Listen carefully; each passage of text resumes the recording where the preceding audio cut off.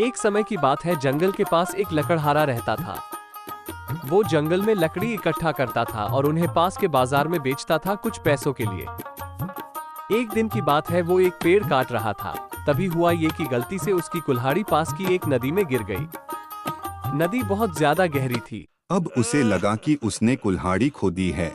वही दुखी होकर वो नदी के किनारे बैठकर रोने लगा। उसके रोने की आवाज सुनकर नदी के भगवान उठे और उस लकड़हारे से पूछा कि क्या हुआ।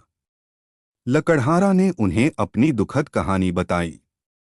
नदी के भगवान को उस लकड़हारे के ऊपर दया आ गया और वो नदी में गायब हो गए और एक सुनहरी कुल्हाड़ी वापस लाया। लेकिन लकड़हारे ने कहा कि यह उसका नहीं है।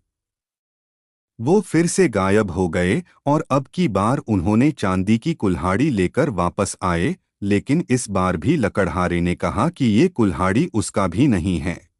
भगवान पानी में फिर से गायब हो गए और अब की बार वो एक लोहे की कुल्हाड़ी के साथ वापस आ गए। लकड़ी का कुल्हाड़ी देखकर लकड़हारा मुस्कुराया और कहा कि यह उसकी कुल्हाड़ी है।